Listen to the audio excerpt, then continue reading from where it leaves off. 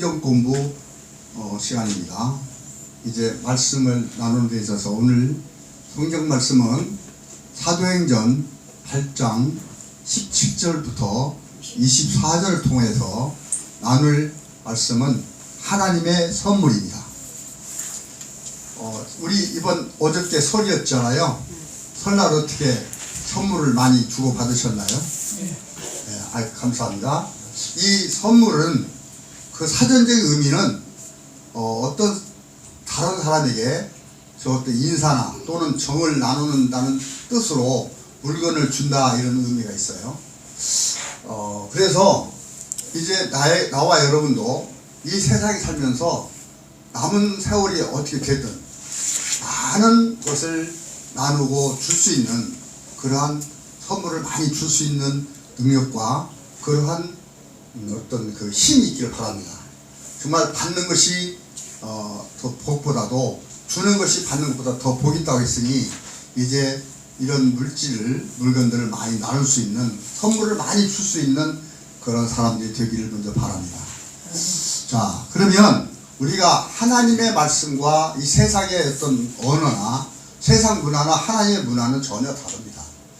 지금 말하는 것은 세상에 말하는 선물이고요. 근데 하나님의 선물은 과연 무엇이냐? 오늘 이걸 가지고 오늘 본문 말씀을 통해서 한번 상고해 보고자 하는 겁니다. 이 선물은 주로 물건인데 하나님의 선물도 과연 물건일까요? 그렇지는 않습니다. 근데 가만히 보면 우리가 사는 날 동안에 이 선물이 의외로도 날 때부터 죽을 때까지 선물은 계속 우리의 관계성을 지니고 있습니다. 왜냐면 여러분이 태어나자마자 태어났다고 무슨 선물 줍니까? 출생했다고 출생 선물 주죠. 애기 낳았다고 다 선물 주잖아요. 그리고 또한 생일이 되면 돌이 되면 돌 선물 또 주죠. 그리고 매년 생일이 되면 생일 선물이 있습니다. 그리고 또한 이제 어느 정도 학교에 들어가면 초등학교 입학하면 입학 선물, 졸업하면 졸업 선물, 중고 대학 뭐 이렇게 주로 학교 생활을 입학하거나 졸업하면 선물을 주지 않습니까? 또 받지 않습니까? 주고받는다고요. 그리고 이제 또한 취업을 하면 취직 선물을 해주죠. 그리고 더 나가서 결혼 선물, 그리고 결혼 몇 주년 그 또 해가 거듭될수록 그걸 기념하는 기념 선물이 있어요. 그러니까 그리고 마지막에 죽을 때도 뭐 합니까? 심지어 시체를 놔두고 노잣돈 주잖아요. 노잣돈까지 줘가면서 죽는. 그러니까 한마디로 인생은 어찌 보면 선물을 주고받는 게 인생이에요.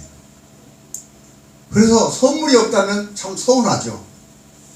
근데 다른 말로 오늘 이 선물을 통해서 이렇게 우리 인간의 어떤 삶도 많이 이제 즐거움도 있고 슬픔도 있고, 선물을 내가 누구에게 주고 싶은데 못 주면 슬프잖아요. 또 내가 막 받고 싶은데 못 받으면 또 그것도 괴롭잖아요. 그런 것처럼 과연 사람이 사는 데 있어서 선물이 중요한 어떤 역할을 하는데 이 하나님의 선물은 과연 어떨까요? 하는 걸 가지고 말씀을 나누고자 하는 겁니다. 오늘 본문 말씀을 보면 먼저 이 말씀을 보기 전에 하나님의 선물은 뭐냐면 결론부터 말하면 하나님의 선물은 성령이라고 합니다. 하나님의 선물은 성령이에요. 그러니까 하나님을 믿는 자와 안 믿는 자의 차이가 분명하게 드러나는 것은 세상에서는 이 모든 어떤 정을 표시하거나 또는 인사를 마음을 표시하는 것으로 물건을 주는데 하나님은 그런 물질적인 것이 전혀 관계가 없는 선물이에요. 하나님 성령이라는 겁니다. 그럼 이 말씀의 하나님의 선물이 성령이라는 이 내용에 이 말씀이 나오기까지의 배경을 보자고요. 사도행전 8장을 보면 2절에 빌립이라는 집사예요. 이게 성경에 빌립이라는 사람이 2명이 나오는데 사도행전에 하나는 사도인 제자이면서 사도였던 빌립사도가 있고요. 그 다음에 이제 집사로서 그 성령이 충만하고 하나님의 말씀에 순종하는 그 7 집사를 뽑았는데 이 7 집사 중에 한 명이 빌립 집사라는 분이 있어요. 이 빌립 집사가 이제 사마리아 성, 그러니까 곧 이 에루살렘에 있는 유대인이 볼 때는 사마리아는 이방인이나 다름없어요.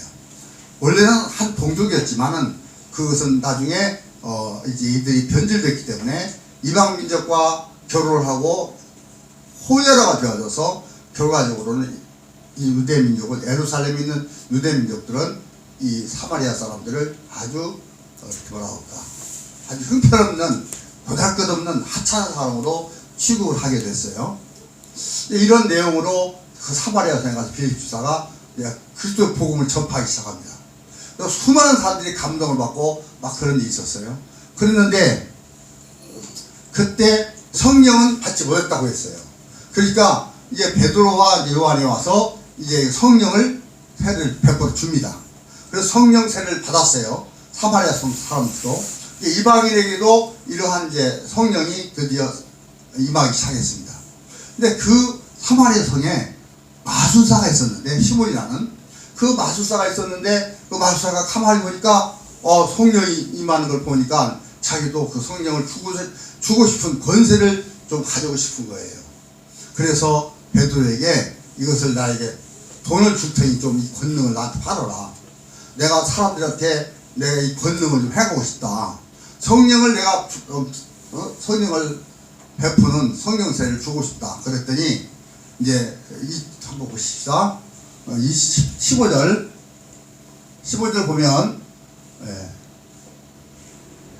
8장이죠 지금. 15, 13절 예루살렘에 있는 사도들이 사마리아 하나님의 말씀을 받았다 하면 듣고 이게 하나님의 말씀을 받았는데 못 받았다고요? 받았다 함을 듣고 베드로와 요한을 보내매 그들이 내려가서 저희를 위하여 성령 받기를 기도하니. 그러니까 하나님의 말씀이 받았어도 뭘 받지 못하면 성령을 받지 못하면 그 말씀이 지식으로만 있지 실제로 어떤 사람 마음을 변동시키고 사람 마음을 감동시키고 사람 마음을 이렇게 그 하나님을 절대로 믿는 믿음으로 이게 실제적인 그 실상의 믿음으로 나타나지는 못한다는 거예요. 그래서 성령을 통해서 모든 죄를 깨닫게 하고 드디어 예수가 그리스도를 믿음으로 말미암아 생명을 얻는 회개를 하는 그러한 내용이 이 성령이 임해야만 됩니다. 그래서 성령 받기를 기도하니 이제 이는 아직 한 사람도 성령 내리신 일이 없고. 자 보세요. 중요한 내용을 말씀을 하고 있는 거예요. 빌립이 분명히 복음을 전파했어요. 그래서 하나의 말씀이 다들 저들을 들었단 말이에요. 근데 뭐가 임하지 않았다고? 한 사람도 성령이 임하지 않았다는 겁니다. 그래서 성령 내리심이 없고 오직 주 예수의 이름으로 뭐만 받았다? 물세례만 받았을 뿐이에요. 그러니까 아직 성령 세례와 아들 세례를 받지 못했다는 이야기입니다 지금. 그래서 이에 두 사도가 저희에게 안수하면 뭐가 드디어 온지라? 성령을 받는지라. 그러니까 이 성령을 받고 못 받고가 사도행전 2장 4절에서는 예루살렘의 유대인들이 다 하루에 3,000명씩 회개하면서 성령을 받았는데 아직 사마리아 성에는 있는 이방인들은 이 성령 세례를 받지 못했다고. 그리고 이제 이에 두 사도가 안수하면 성령을 받네. 올려보세요. 18절. 그러면서 시몬이 사도들의 안수함으로 성령 받는 것을 보고 돈을 드려. 자, 여기서 돈을 주고 뭐 하려고 했어요, 지금? 살려고 했어요. 그러니까 지금 이때 2000년 전 이야기예요, 지금. 그러면 지금 2000년 이후도 성령 받아라! 물 받아라! 막 그러면서 뭐 주로 불 받아라 성령 받으라고 부흥 집회원 그 불 받고 성령 받아서 뭘 내놨어요? 예물인데 뭐예요 그게? 돈을 받아놨어요. 그냥 이런 내용 가만히 내용을 듣다 보면 우리가 성령을 받는다는 내용이 성령의 내용이 뭔지도 모르면서 이게 성령에 대한 진실 오해가 있다고요. 자, 하나의 말씀을 이미 들었어요. 근데 성령 받은 일이 없다는 거예요. 그냥 성령이 막 귀신 쫓고 병자 고치고 이러한 성령으로 지금 성령이 갑자기 둔갑을 해버렸습니다. 그런 은사 쪽에 아니면 그 은사 쪽은 하나의 뭐라 할까, 하나의 수단과 방법인 것인데 그 수단과 방법이 목적이 되어버렸다고요. 그게 잘못되었다는 뜻이 아니에요. 이게 목적을 위한 수단과 방법일 뿐인데 그 수단과 방법이 목적이 되어버리면 안 되는 거죠. 이러한 내용으로 보면 그래서 베드로가 가로되 내가 하나님의 선물을, 자 여기서 하나님의 선물을 하되 이 권능을 내게도 주어 누구든지 내게 안수하는 사람은 성령을 받게 하여 주소서. 그러니까 지금 성령을 줄 수 있는, 성령세를 줄 수 있는 그런 자격을 가진 자가 성령을 주는 거지, 아무나 돈으로 사가지고 권능을 행할 수가 없다 이겁니다. 그러면서 베드로가 가로되 내가 하나님의 선물을 돈 주고 살 줄로 생각하였으니 내 은과, 그러니까 돈과 함께 내가 함께 망할지어다. 그러면서 쭉 올려보면 결국은 뭐라고 말합니까? 20절 보니까 결국은 하나님의 선물이 뭐였어요? 성령이었어요. 20절에 하나님 앞에서 내 마음에 바르지 못하니 이 도에는, 이 도가 뭐냐면 결국 십자가의 도요. 그 예수가 그리스도님을 믿게 하려는 것이 성령인데, 믿어지게 하는 게 육신의 모양으로 오신 예수가 생명이신 그리스도이심을 믿어지도록 우리에게 인도하고 깨닫게 해주는 것이 성령인데, 이 성령이 도예요. 십자가의 도예요. 지금 말씀이거든요. 십자가의 말씀.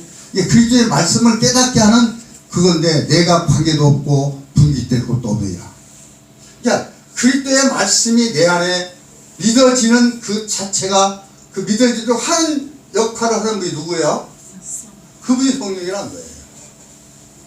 그러니까 성경적으로 예수가 그리스도라고 하는 장전에 있는 그런 문자적인 것을 그냥 말하는 게 아니라 내가 그것이 믿어져야 된다 이겁니다. 근데 믿어지고는 내가 믿는 주체가 되는 게 아니라 예수가 그리스도됨을 내가 믿습니다 해서 믿는 게 아니라 그것을 믿어지도록 하는 매개체가 있는데, 그 매개체가 뭐다? 성령이라는 거예요. 그 성령이 보시다 하나님이 주시는 선물이라는 뜻이에요. 그래서 선물 또는 은사라고 그러는데, 이 은사는 하나님이 주시는, 말하면 능력이다. 하나님 주시는 어떤 그 재능이라는 거예요. 은사란 뜻이. 은사란 말은 임금이 하사하는 물건이 바로 은사예요. 원래 은사는. 그러면 이 다른 말로는 신앙적으로 보면 하나님이 주시는 능력과 재능을 은사라고 합니다. 결론 구성하라면 이 은사는 결국은 영생이에요. 로마서 6장 3절 가보면. 그러니까 오늘 여러분들이 또 우리 여러분뿐만 아니라 많은 기독교인들이 정말 성경에 대해서 오해와 진실, 정말 진실을 잘 모르고 오해하고 있다는 거예요. 오해하도록 이 가르치는 자가, 전하는 자가 잘못 가르치고 있다는 거예요. 그 잘못 가르치고 있으면 결국은 그분은 거짓 선자가 되어버리는 거예요.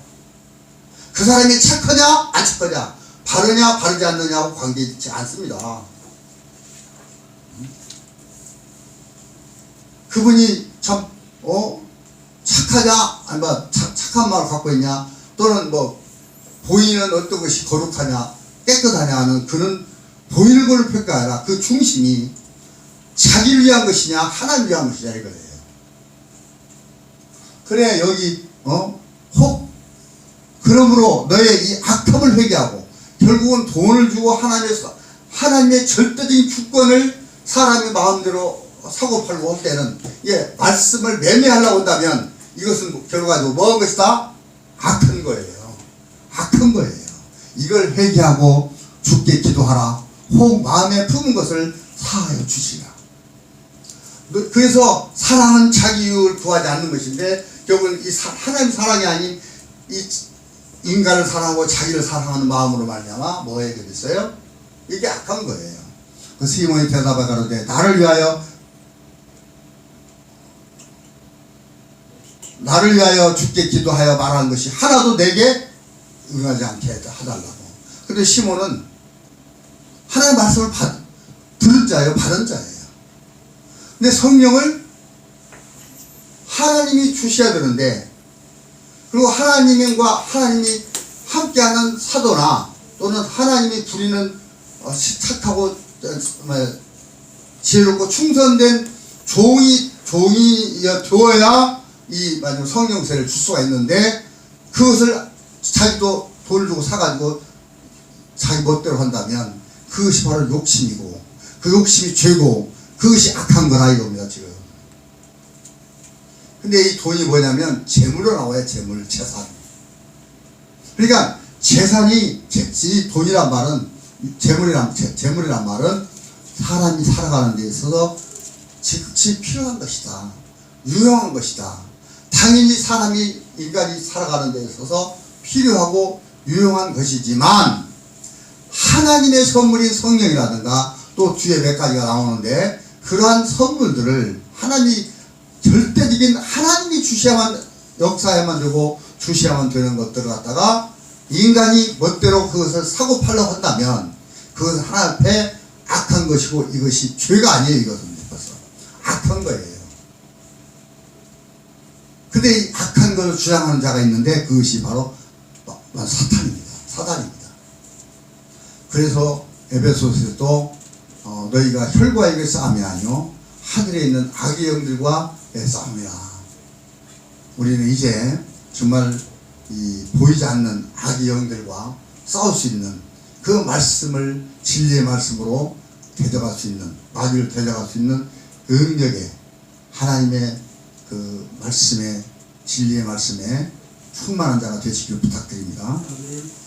자, 이러한 내용으로 오늘 본문에서 하나님 선물인 바로 성령이라는 거, 이걸 말씀을 이제 드리고, 그래서 이런 내용을 보면, 그러면 성령이 언제 임하게 됐느냐. 먼저 이 모든 것은 하나님이 약속하셨고 말씀으로, 또 그래서 예수 그리스도께서 말씀으로 하신 것들이 성취되는 거예요. 그래서 이 증언과 말씀과 아니면 하나님 말씀한 것이 성취되는 것.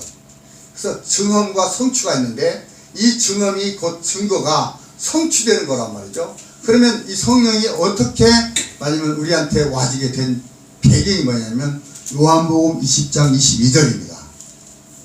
예수께서 이제 그리스도로 죄인의 육신의 모양을 벗어버리고 십자가에 죽으심을 말미암아, 그리고 이제 영이요 생명이고 방금 말한 대로 말씀이신 그 본질이 하나님으로 살아나셨어요. 살아나신 뒤에 이제 제자들을 향하여 하는 말씀이 숨을 내쉬며 뭘 받으라고요? 성령을 받으라 했습니다. 그 성령을 받으라 해서 이제 그 말씀을 이 제자들과 사람들이 기억을 하고 드디어 성전에 모여서 뭐 했습니까? 그 약속의 영을 기다리기 시작했습니다. 자, 사도행전 1장 5절로 가보십시다.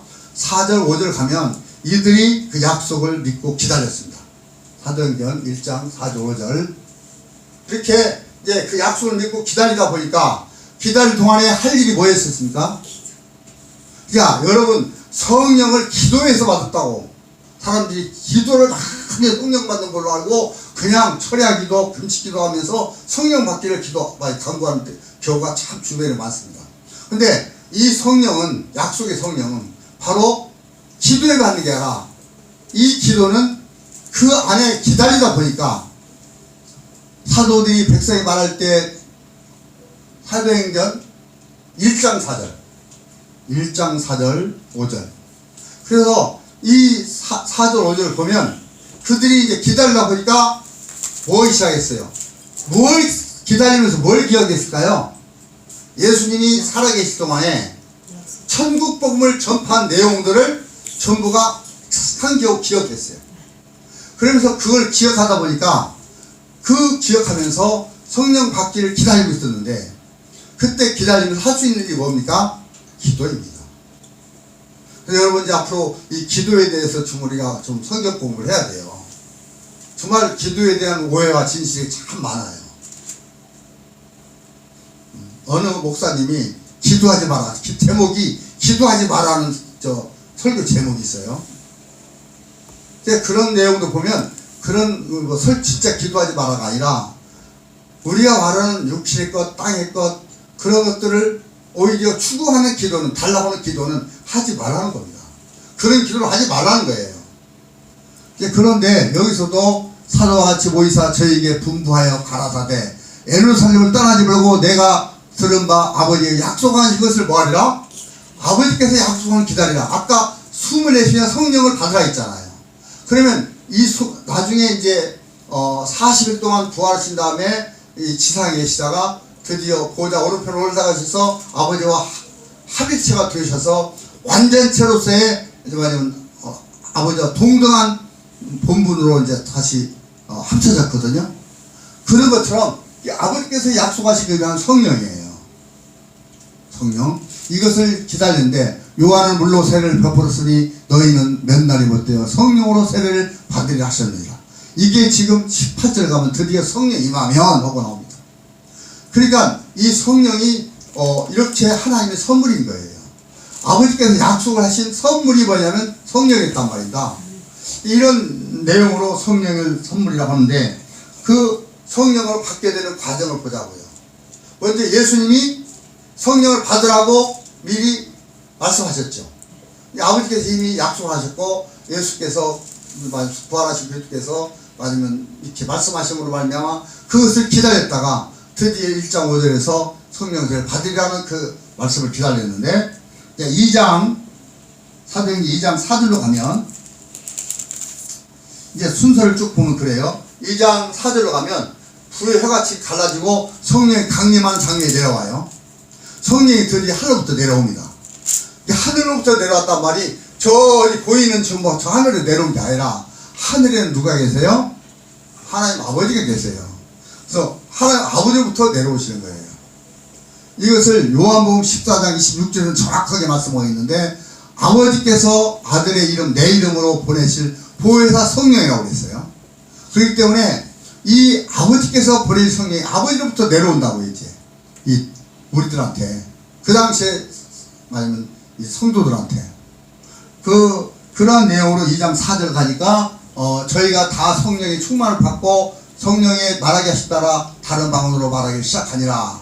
자, 그래서 2장 1절부터 4절을 보면 이 불의 혀같이 가라고 급한 바람 같은 소리가 막 진동을 하더니 드디어 성령의 충만을 믿거든요.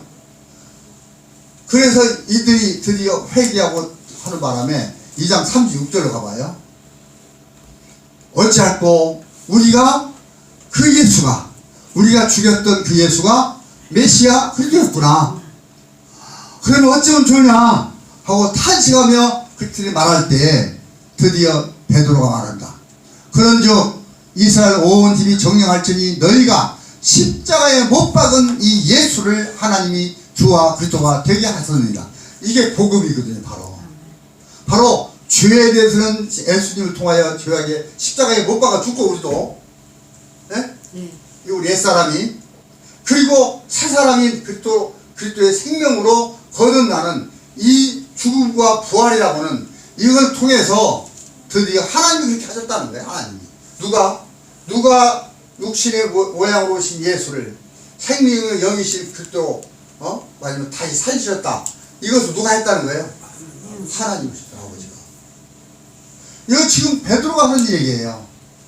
하나님 주와 그리스도가 되게 하시느니라. 저희가 이 말을 듣고 마음에 찔려 베드로와 다른 사도들에게 물어가는데 형제들아 우리가 어찌할꼬 하늘. 여러분도 정말 이 철저하게 이 과정이 있어야 돼요.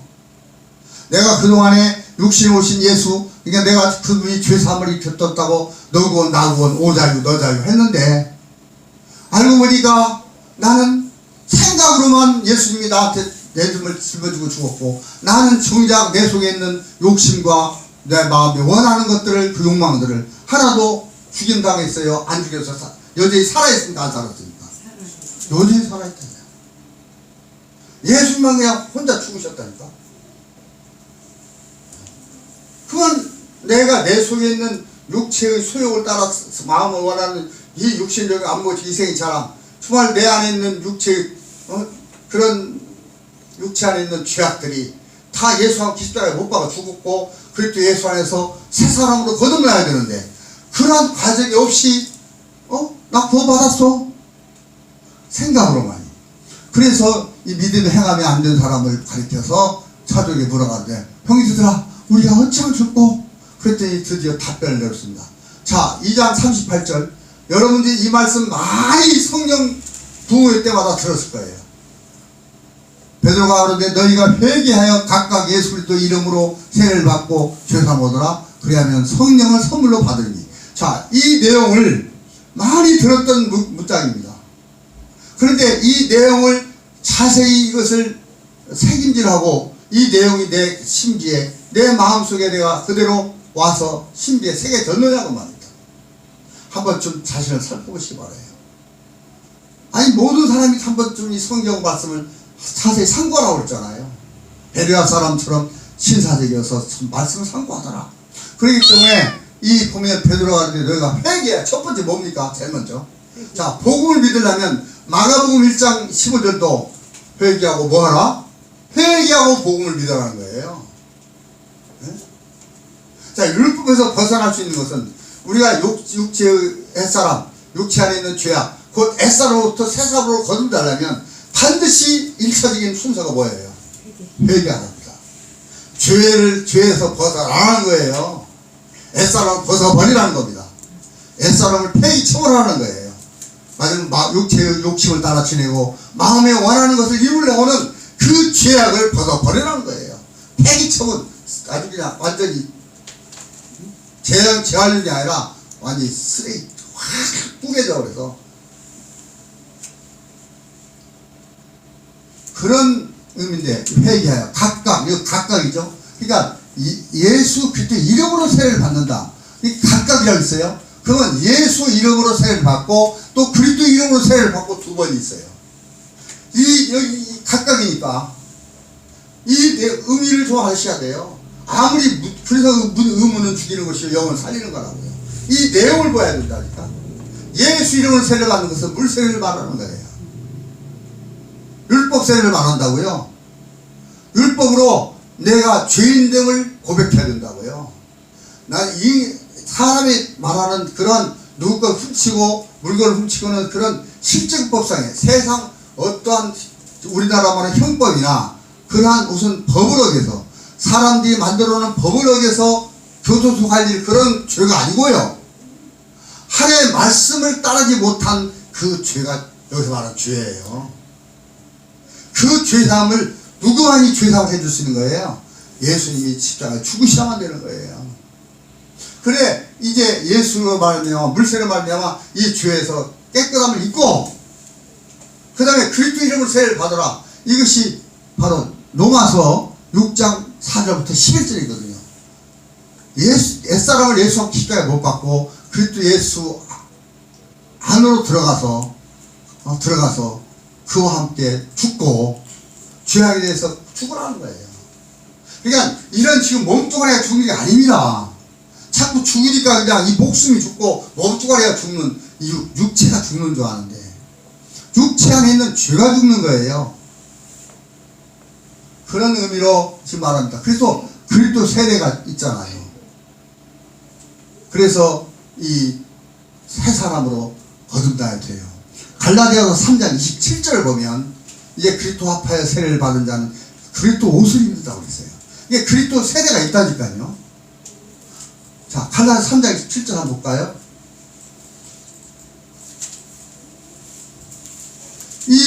우리가 예수 이름으로 세례가 있고 그리스도 이름으로 세례가 따로 나눠진다고요. 예수 이름 물세례고 그리스도 이름은 이제 성령 세례가 예수 물세례와 이 그리스도 아들 세례의 중간에 끼어 있거든요. 그래서 마태복음 28장 19절 보면 아버지와 아들과 성령의 이름으로 세례를 베풀고 그랬지 않습니까? 그러니까 이 세례도 어떻게 보면 아버지 세례, 아들 세례, 성령 세례로 나눠진다고요. 여기도 마찬가지예요 지금. 그러니까 다시 얘기하면 2장 27절 누구든지 그리스도와 합하여 세례를 받은 자는 이게 그리스도 합하여 세례 받는 게 있다니까요. 그러면 합한 자는 그리스도로 옷 입었느니라. 그러니까 그리스도인이 되는 거예요. 이때부터 그리스도 영이 그리스도의 말씀이 생명이 그와 함께하는 자예요. 이 자가 바로 로마서 8장 9절에 말하는 하나님 영이 거하시면 육신에 있지 아니하고 하나님 영이 거한다는 말은 하나님의 성전이 되는 거예요. 여기 로마서 고전 3장 16절이죠. 하나님 영의전이 되는 거예요. 그래서 이 성전이 되어지는 건데, 그래서 그리스도로 옷을 입었느니라. 그리스도인이 되는 겁니다. 그리스도 함께한 사람이 된다고요. 그리스도 안에 있는 자라고요, 이 자가. 그런 내용이 지금 예수 그리스도의 세례를 받고, 다시 돌아가 봐요. 2장 38절로. 이 한 절 속에 얼마나 우리가 예수의 그리스도로, 주인 육신의 모양으로 함께 내 햇사람을, 내 안에 있는 죄악을 벗어버리고 새 사람이 그리스도로 바뀌는 거예요. 이때부터 그리스도인이라고 할 수 있는 거예요. 그 그리스도인이 곧 교회라고 한다고요. 이제 성경에서 말하는 교회예요. 에클레시아, 하나님 불러냈다는 겁니다. 어디서? 애굽에서 죄악된 세상으로부터 하나님 세상으로 불러냈다는 거예요. 그런 의미로 세례를 받고 죄사함을 얻어라. 그러면 완전히 이게 이제 결국은 너희가 구습을 좀 내 사람을 벗어버리고 의와 거룩함으로 있는 새 사람을 입으라는 뜻이거든요. 이 결국은 옛사람에서 벗어버리고 새 사람으로 성장해가라, 이 뜻인데 그거하고 다 연결되거든요. 그래서 여기도 성령을 선물로 받으라 할 때 목적격이 아니에요. 소유격이에요. 성령의 선물을 받으리라. 야, 성령의 선물이 뭐냐면 성령으로 말미암아 무엇가 이루어져요? 결국은 예수님이 아버지의 명령을 따라 성령께서 죽을 자도 뭐예요? 살리는 역사를 일으켰잖아요. 그래서 우리도 죽을 몸도 살리시는 그 아버지가 보내실 성령으로 말미암아 우리가 다시 살아나는 거예요. 이런 내용이 지금 성령이 선물로 받으니까 결국은 성령의 선물이 누구냐면 바로 그리스도예요. 생명을 얻는다는 뜻입니다. 생명 얻는 회개가 우리 안에 일어나는 거예요. 이게 지금. 이게 성령은 뭐 경고치고 귀신 쫓고 하는 그런 은사적인 어떤 수단적인 것이 아니라 목적을 이루는 거예요. 성령은 우리에게 생명을 얻는 회개를 통해서 결국은 하나님의 빛의 아들로, 결국은 하나님의 자녀로, 아들로, 성전으로, 나라로 우리를 완성시키는 그런 역사를 하는 거예요. 할렐루야. 성령, 우리가 알고 있는 그런 성령과는 너무나도 이 성경적인 성령은 다르다는 거예요. 오늘 지금 그 얘기를 하려고. 그래서 하나님 주신 선물인 거예요. 근데 이것을 시몬은 뭐 했어요? 돈을 주고 뭐 하려고 그랬어요? 살라고 하다 보니까 너는 그걸로, 네가 돈과 함께 네 영혼이 멸망당한다는 겁니다.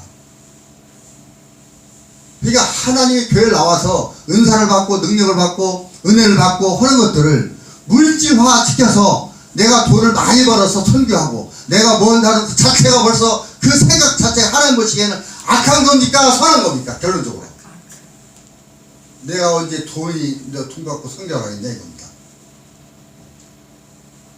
네가 정말 내 말씀을 가지고 내 진리의 말씀을 가지고 성령을 충만히 믿고 네가 하라면 나머지 물질은 하나님이 뭐 한다? 더 붙여준다는 거예요. 그래서 그의 나라와 의를 먼저 구하라고 말씀하신 겁니다. 할렐루야. 근데 사람의 생각은 뭐부터 찾고 가는 거예요.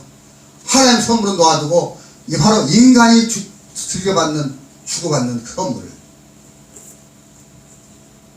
근데 요즘 와서 다 뭘로 계산돼요? 그럼 물건의 대표가 뭡니까? 주고받는 선물, 물건의 대표가 뭡니까? 돈이잖아요. 돈. 근데 오늘 보니까 이 시몬이 마술사가 한번 다시 볼까요? 사도행전 8장 15절인가 14절 보면요, 시몬은요 놀라운 일을 해요. 이 마술사가 얼마나 능력이 많은지 몰라요. 온 성을 다 놀라게 해요. 그러면서 큰 일을 합니다. 이 마술사를 쫓아다니는 사람들이 많았다니까요. 8장 쭉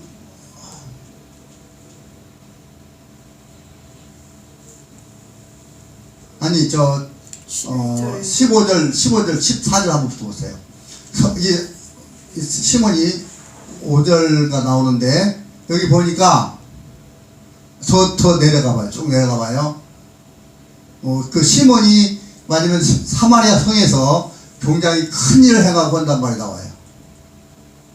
더 쭉 내려가 보면 9절? 13절 나왔어. 13절? 신문대 믿고 세례를 받는 아니요, 더 내려가면 9절로 9절 쭉 가봐요. 9절. 시몬이라는 사람이 네, 시몬이라는 사람이 전부 있어 여기네요. 마술을 행하여 사마리아 백성을 뭐 했다? 놀라게 했다는 거예요. 이제 신기하고 너무나 반도 신기하잖아요. 네. 그거 어떻게 보면 속임수잖아요. 그 진실 아니지 않습니까? 마술이 보잖아요. 너무 놀랬죠. 그러니까 그 사마리아 성 사람들 놀라게 하며 자칫 뭐자라? 큰 자라는 거예요.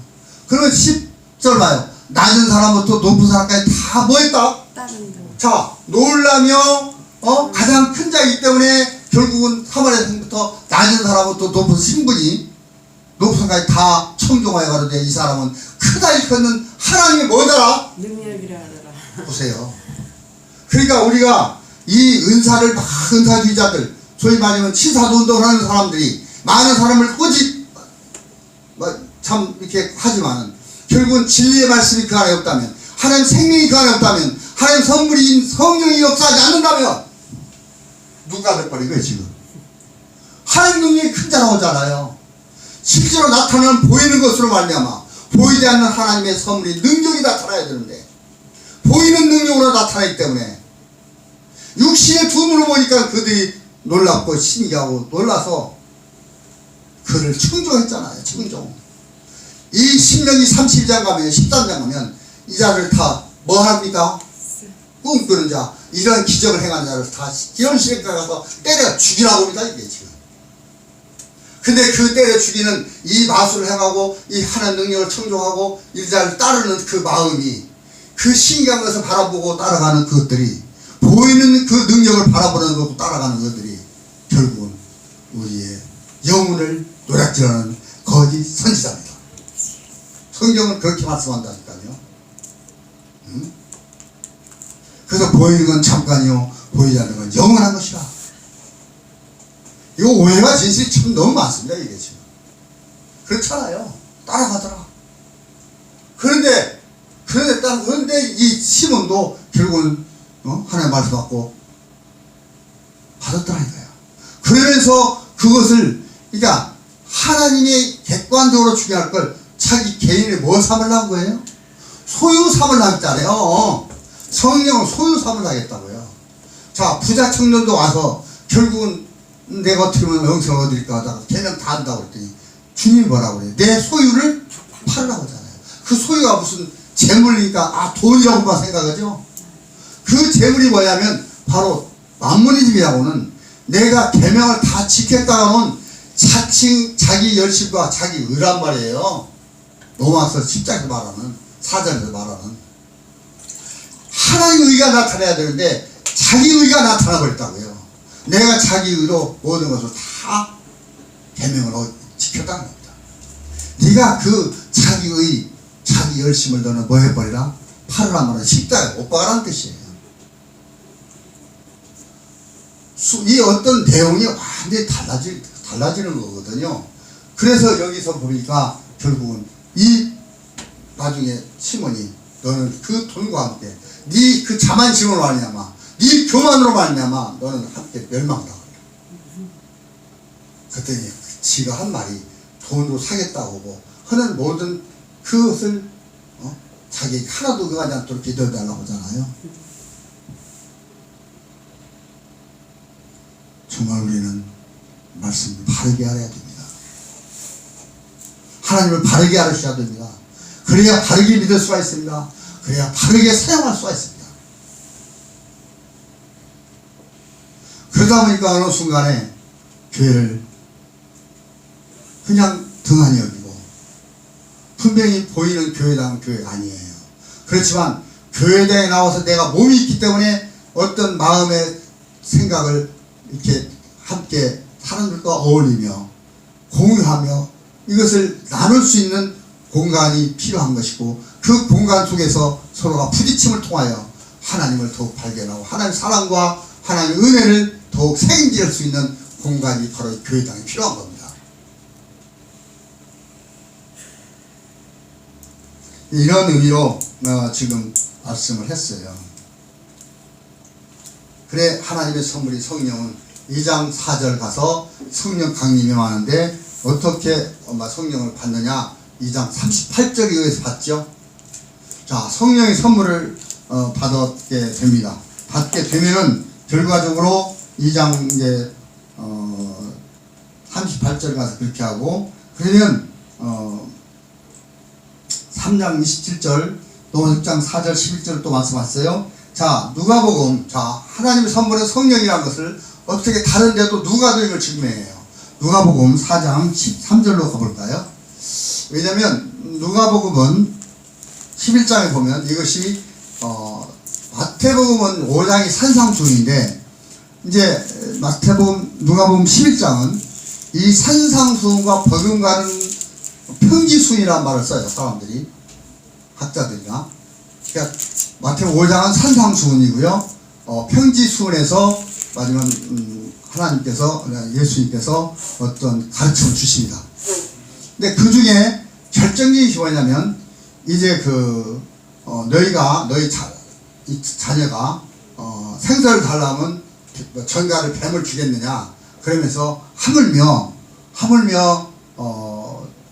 11장 4절부터 한번 봅시다. 우리가 우리에게 죄된 모든 사람을 용서하오니 지금 이게 우리 죄도 사하여 주옵시고 우리를 내 시험에 하지 마옵소서 주기도문이죠. 또 이래서 너희 중에 누가 벗이 있는데 밭중에 그에 가서 아르기를 좀 말하고 이제 11절 13절 가봐. 11절부터 11절 예. 너희 중에 아비 된 자가 아들이 생선을 달라면 생선 대신에 뱀을 주며 알을 달라면 정가를 주겠느냐. 너희가 악할지라도 좋은 것을 자식에게 주주라거든 하물며 천국께서는 하늘 아버지께서는 구하는 자에게 성령을 주시지 않겠냐. 그러니까 한마디로 좋은 것이 선물인데 이 좋은 선물인데 좋은 것이 뭐라고요 여기서? 하나님 선물은 좋은 것이고 좋은 것은 뭐다? 성령이다. 그리고 누가도 이 하나님 선물이 좋은 것인데 성령이라고 말씀합니다. 이러한 것처럼 하나님 선물은 성령이다. 그러니까 세상에 말해서 이 성령은 돈으로 권세로 또는 어떤 무엇으로도 이 성령 살 수 있어요? 없었어요. 네. 그런데 그거 살라고 했다. 지금도 내가 막 뭘 해서 막 기도해서 내가 막 달라고 간청해서 이 성령이 내려온다 안 한다. 먼저 성령을 받으려면 뭐부터 해야 된다? 첫 번째 내가 율법의 행위로 의를 의롭게 되려고는 자기 열심을 뭐 해야 된다. 그것을 버려두고 그것을 말하면 거기에서 벗어나야 되는 거예요. 이것이 회개부터 일어나치고 그 다음에 이제 예수 그리스도 이름으로 세례를 받아야 되고 그러면 죄사함을 얻으면 성령 선물을 받는다는 것입니다. 이런 성령에 관한 내용을 말씀을 드렸습니다. 그리고 이제 또 보면 사도행전 10장 45절도 이 이방인들은 예수가 그리스도 이제 유대인들은 그리스도는 이 사철 동안 익히 들어서 많이 알았어요. 근데 육신에 오신 예수님에 대해서 잘 몰랐어요. 근데 지금 와서는 누구를 잘 알아요? 예수님은 잘 알아요. 지금 현대의 많은 사람들은 교인들은 예수님을 잘 알았는데 메시아 그리스도에 대해서 잘 또 몰라요. 그래서 이 복음이 결국은 그리스도를 통해서 결국은 이제 예수를 그리스도인 그리스도 곧 예수라는 이 영이요 생명이신 그리스도가 육신 오신 예수였다. 그것을 우리는 알게 되었고 이방인들은 역지 이방인들은 그 다음에 이 유대인들은 그 예수님이 그리스도라는 것을 이제 성령을 통해서 알게 된 거예요. 이제 성령의 역할이 두 가지가 있어요. 유대인들 율법 아래 있었던 자에게는 뭐예요? 예수님이 육신 오신 예수님이 곧 생명이신 그리스도였다는 것을 알게 됐고요. 그 다음에 율법 없이 이방인 사람들은 먼저 복음이 먼저 들어와서 그리스도가 곧 육신 오신 예수였다. 이렇게 그리스도가 곧 예수란 걸 믿은 거예요. 요 차이가 지금 표현이 이렇게 제가 표현만 하지만 이걸 내 마음속에서 이걸 믿어진다는 게 굉장히 누구에 의해서만 믿어집니까? 성령에서 믿어지는 거예요. 그러니까 요한복음 20장 31절 보면 그냥 놓아두시고 20장 31절 보면 뭐라고 되어 있어요? 예수께서 하나님의 아들 그리스도이심을 믿게 하려 하시며, 그러니까 믿어지게 한다는 것이 내가 믿는 게 아니라 누군가가 믿어지도록 하는 역할을 하는 분이 계시죠. 예수께서 그리스도이심을 믿어지게 하는 분이 계시는데 그분이 누구였더라? 성령이었더라는 거예요.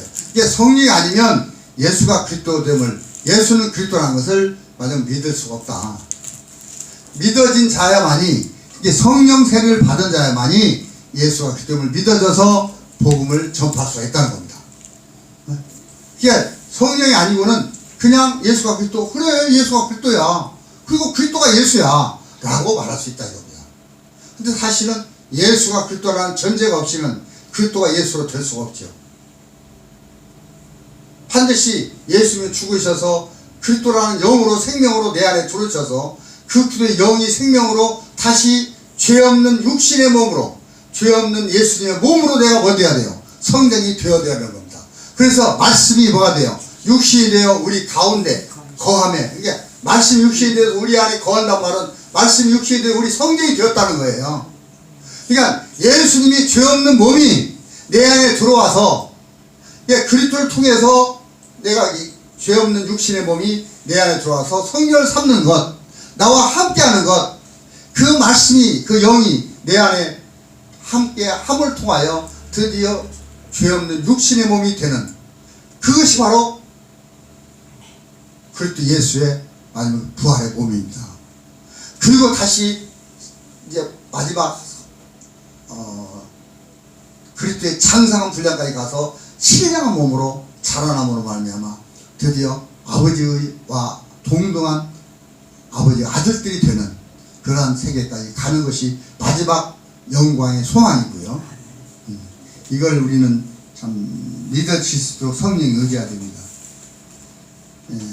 자, 그런데 이렇게 이 성령을 선물로 받아서 결국은 해야 될 일이 뭔지, 왜 성령을 받아야 되는지, 그 뭐냐면 예수, 육신에 오신 예수가 곧 그리스도이심을 믿어지게 할 수 있도록, 그래서 율법을 주신 목적이 결국은 육체 안에 죄가 들어와서 결국은 정죄함을 우리가 받을 수밖에 없었는데, 그 정죄함을 받지 않게 죄라는 것을 내가 율법 행위로 해서는 의롭다 함을 얻을 수가 없다는 것을 깨닫게 하는 자체가 율법인데, 그 율법을 통하여 다시 어떻게 하면 그러면 의롭게 될 수가 있느냐?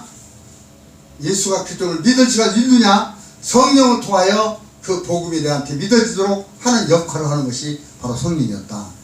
그래서 그 성령을 통하여 성령을 받고 나면 드디어 아들과 함께하는 이제 아들 세례가 있고요. 그래서 죄 사함을 온전히 이게 죄악으로부터 벗어버리는, 옛사람을 벗어버리고 새 사람으로 거듭나는 그러한 아들 세례가 있음을 말미암아 이제 새 생명을 얻어서 아버지의 진리의 말씀으로 나은 자가 되어져서 신령한 몸으로까지 가는 그 영광의 소망이 이르는 그러한 마지막 우리한테는 그 소망이 남아있는 거예요. 그러니까 이 과정을 결단코 처음에 성령은 율법을 주신 목적이 무엇인가를 우리한테 알려주는, 그것을 깨닫게 해주는 것을 이 푸마교소라고 말하고, 드디어 성령이 들어와서 드디어 그리스도 영이, 우리 그리스도 생명이, 말씀이 우리한테 들어오면 그 말씀이 자라나서 잉태해가지고 결국은 장상 그리스도의 생명의 몸으로, 신령한 몸으로 완전하게 아니면 출산하는, 그 해산하는 수고를 하게 되면, 해산하게 되면 드디어 이때 바로 신령한 몸으로 거듭나는데, 이렇게 그 영이 자라나서 생명으로 출산하는 그 마지막 과정을 가는 것은 하교스푸니마라고 그래요. 나중에 이제 좀 더 내용을 가지고 설명은 지식적이 되니까 쉬운 내용이 아니지만 이것을 참고로 말씀드려요. 그 하교스푸니마가 하늘로부터, 아버지로부터 내려와야만 드디어 우리에게는 드디어 마귀를 대적할 수 있는 힘이 생기면서 권능을 받고 이제 하마리와 땅끝까지 이르러 증인이 될 수 있다는 겁니다. 그러한 건데, 이 중요한 것은 이러한 성령을 받게 되기 위해서는 반드시 먼저 뭘 해야 되냐면 은혜를 받아야 돼요. 은혜를 얻어야 돼요. 그 은혜가 뭐냐면 바로 우리의 허물과 죄로 죽었던 우리를 그리스도와 함께 살리신 하나님 아버지의 은혜가 내 안에 임하게 되는데, 그럴 때 바로 에베소 2장 8절입니다. 자, 에베소 2장 8절 한번 볼래요? 에베소 2장 8절 보면은 은혜로 인하여 믿음을 말미암아 구원을 얻었나니 이것은 너희에게서 나온 것이 아니요 하나님의 선물이라고 했어요. 근데 이때 선물은 아까 성령이라는 선물과는 조금 달라요. 내용이 뭐냐면, 하나님은 죄 있는 자가 어떠한 행위나 하나님을 예배하고 하나님께 무슨 섬긴다고 뭘 드리면 하나님이 그 자를 악하다고 여겨서 오히려 그 예물을 받지 않아요. 그 받지 않은 제물을 받지 않았는데, 그것이 바로 가인의 제사와 아벨의 제사입니다. 가인과 아벨의 제사에서 그 나타나거든요. 그런 내용은 다음 어떤 시간에 말씀드리겠는데, 결과적으로 이 하나님의 선물은 바로 예물을 또는 헌물을 말합니다. 무슨 말이냐면, 하나님은 이 예물, 그 대속물이 없이는 죄사함을 일단 했지 않아요. 제물이 없이는. 그래서 구약은 제물로 모든 것을 짐승으로 제물을 드렸어요. 근데 이 제물로는 맨날 죄를 해도 결국 죄사함을 일시적인 해가는 받았어도 영원히 해가는 받지 못했습니다. 그래서 예수 그리스도께서 자기 몸을 단번에 드리신 거예요. 한마디로 생명을 내줬다 이겁니다. 짐승의 생명을 드린 게 아니라 예수 그리스도의 몸을 생명을 내줬다는 거예요. 그것이 십자가 사랑입니다. 그 십자가 사랑을 내가 사랑의 빚을 졌다는 것을 믿어지도록 하는 것이 누구다? 그게 성령이에요. 그 성령에서 내가 십자가 사랑의 빚을 내가 졌구나. 그러면 그 빚을 갚으려고 하는 것이 복음 전파예요. 그것이 형제를 사랑하는 거예요. 그래서 그 형제를 사랑하는 것은 예수께서 자기 생명을 내내고 자기 목숨을 내걸고 우리를 사랑한 것처럼, 죄에서 우리를 건져주게 하여 자기 몸을 내준 것처럼 너도 그렇게 네 목숨을 내주고 사랑하라는 거예요. 그러면 형제를 사랑하면 네가 사망에서 생명을 옮긴다고 말합니다. 이런 내용으로 보니까 2장 8절이 바로 이 선물은 도론이라는 건데 뭐냐면 예물이라는 뜻입니다.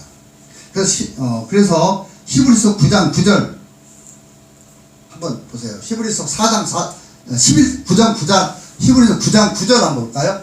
시간이 다 됐나? 자, 9장 9절 보고 또 23장 19절 보면 그런 말이 나옵니다. 이 장막은 현재까지의 비우나 이에 의지하여 드리는 예물과 제사가 섬기는 자로 그 양심상을 온전히 할 수 없다니. 그러니까 구약에서 있던 그 제물을 드렸던 것처럼 신약에 와서 예물을 드렸는데, 예물을 드리다가도 네가 어떤 사람에게 송사를 받으면 먼저 예물부터 드리라, 예배부터 하라, 아니면 그 송사부터 해결하라. 가서 화목하고 와서 예물 드리라는 거 했지 않습니까? 결국은 그 예물이 결국은 맨날 그 예물로 드렸어도, 제물을 드렸어도 오한전한 죄사함을 못 얻었죠. 오늘 지금 그 얘기를 하는 거예요. 이런 것은 먹고 마시는 것과 여러 가지 씻는 것과 함께 육체의 예법만 되어서, 이게 육체의 구약의 그런 제사는 육체의 예법만 되었다. 개혁할 때까지 밖에 두기 싫어. 이 개혁을 하기 위해서 누가 직접 그 제물이 되어버렸어요? 예물이? 예수가. 예수 그리스도가. 그래서 이 하나님의 선물인 바로 이 제물은, 선물은 예물입니다. 맞으면 대속물이고 화목제물이신 예수의 몸 자체를 가리키는 것입니다. 한마디로 희생제물이라고요. 우리의 인류의 죄악을 자기 몸을 드림으로 말미암아 우리를 거룩하게 이렇게 하기 위하여 이 제물이 예물이 되어졌다 이 말입니다. 이것을 예물과 제사라고 그러는 거예요. 이것이 지금 현대어 말하면 예물은 바로 우리가 신령한 몸으로, 아니 자기 몸으로 산제사를 드리는 거고, 이게 예수 그리스도 몸으로 드리는 것을 산제사라고, 그 예물 자신이 예수 그리스도 몸이라고요. 그래서 히브리서 10장 7 보면 예수 그리스도의 단번에 예수의 몸을 드림으로 말미암아 우리를 거룩함에 이르겠다. 그래서 이 거룩함이 이르게 하는 것이 로마서 6장 22절 가면 이 거룩함이 이르는 열매는 곧 영생이라. 그러면서 23절 가니까 죄의 삭은 사망이요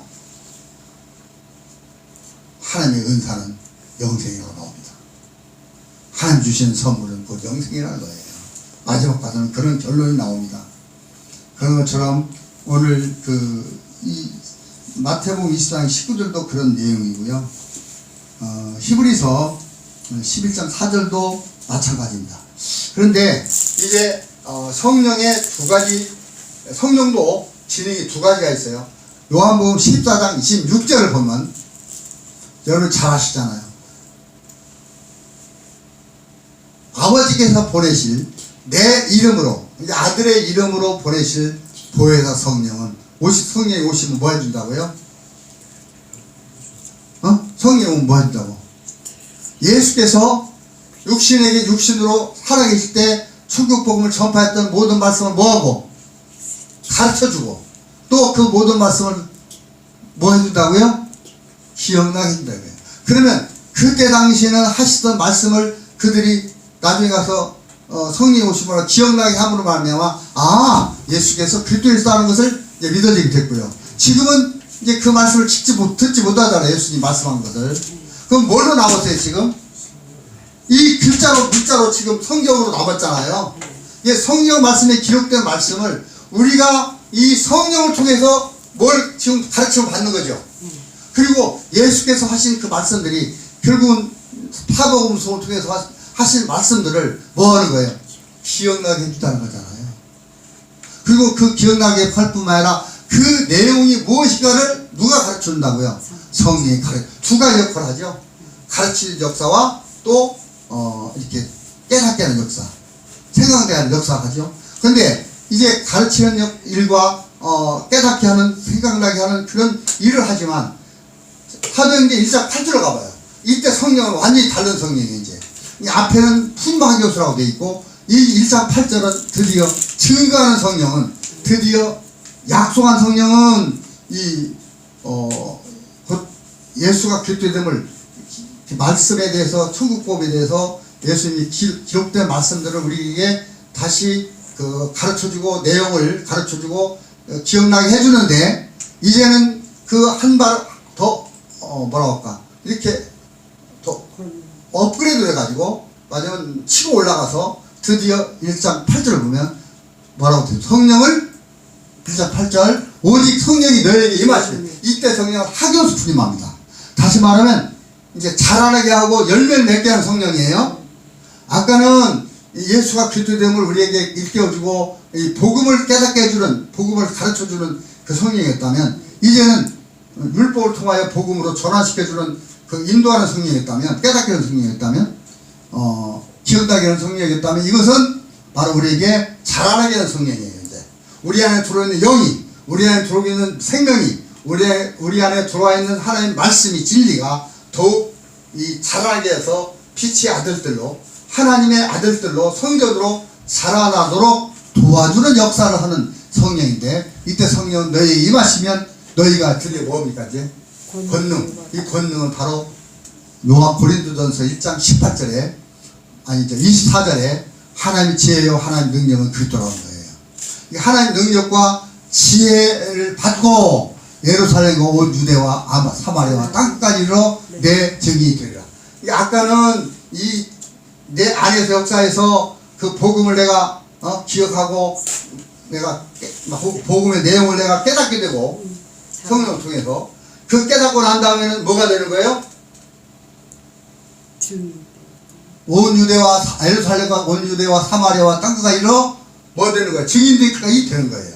이 역할을, 이 사명을 다 감당했을 때 하나님이 신실하고 지극히 작은 일에 충성했도다 하면서 이 사명을 감당했을 때 아들로 하려면 종을 갖다가 아들의 신분으로 대우해 주자는 겁니다.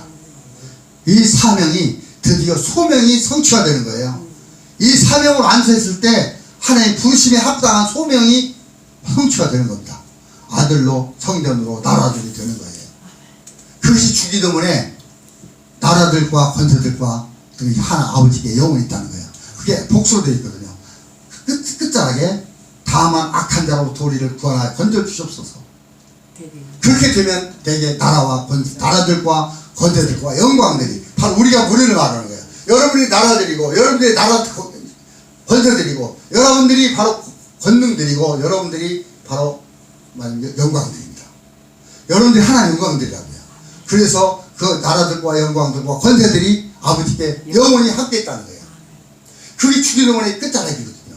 결론이 그겁니다. 이런 내용으로 모든 것이 연결되어 있어요. 증인 되려 하시니라. 그리고 이 말씀 마치고 저희 본에서 올려갔거든요. 이게 마지막 지금 하나님의 예수 그리스도 예수의 말씀인데요. 이런 것이 우리 안에 성취되는 거예요. 이 마지막 성취 하나만 남았어요. 신령한 몸 되는 거. 이러한 의미로 말씀합니다. 그런 의미까지 이게 반드시 뭐에서 예수 그리스도가 희생제물 마지막 아름다운 헌신 예물이 되어져서 십자가에 우리를 위하여 죽어줌으로 말미암아 우리가 마지막에 가서는 은사인 무엇을 얻기 위하여 그렇게 죽어주는 거예요? 죄악을 다 없애주고 그 다음에 새 사람으로 거듭나게 해서 그리스도의 장성한 분량인 신령한 몸에까지 이르게 하는 영생을 얻게 하는 데까지의 그 과정 전체가 뭐다? 하나님의 선물이다. 근데 그 하나님의 선물을 누가 그렇게 죽어지게 하고 빠지면 또 영생까지 나오게 하는 우리 하나님 나라가 우리 안에서 성취되는 그것까지 이룩해 해주는 그 역할을 하는 분이 누구였더라? 성령이었다는 거예요. 예? 그래서 얼마나 성령의 역할이 우리한테는 절정적으로 중요한지. 그런데 내가 영으로 살지 않고 영으로 해가지 않으면 성령의 일을 할까요? 안 할까요? 그게 막 성령의 역사야. 주옵소서 일을 해달라고. 성령이 막 사역을 해달라고. 성령의 역사야. 그건 아니에요. 아닌 것 같아요. 뭐 성경 말씀이 있어도 그래요. 사람의 생각이죠. 오늘 그렇습니다. 그래서 이 성령에 대해서 간략하게 저 세밀히 말하는 많은 시간을 투여해야 되는데 이 정도로 마치려 합니다. 이외에 하나님의 선물은 전도서에 보니까 3장 14절에 먹고 마시는 것이 다 품복이 하나님의 선물이라고 되어 있어요. 근데 구약에서는 이 먹고 마시고 또 네가 수고하여 낙을 누리는 것이 이 즐거움을 누리는 것이 수고하여 즐거움을 누리는 것이 육체를 막 움직여서 어떤 그때는 왜냐면 구약은 성령이 자장만 했지 역사만 했지 때 안에 들어와서 이러지 않았잖아요. 에? 그렇기 때문에 그때는 먹고 마시는 것이 지금 와서는 신약의 그리스도 영이 그리스도의 생명이 그 성령을 통해서 그리스도 영이 내 안에 계시는 이후부터는 그런 먹고 마시는 것은 이제는 물질적인 먹고 마시는 아니란 말입니다. 바로 살과 피를 먹고 마시는 하나님의 생명과 말씀을 먹고 마시는 그 내용을 말하고 있거든요. 그렇기 때문에 완전히 바뀌는 거예요. 내용이 바뀌는 거예요. 구약의 내용과 신약의 내용이 같은 문장이라도 바뀐다 이겁니다. 전도 3장 13절 하나만 보고 선물 마칠게요. 그 다음에 이제 요한복음 4장 10절 생수가 하나님의 선물이에요. 그건 또 다음 시간에 생수에 대해서 또 하나님 선물 생수에 대해서 좀 더 상고해 보기로 하겠습니다. 오늘은 하나님 선물인 성령에 대해서 상고를 했어요. 자, 전도 3장 13절 보면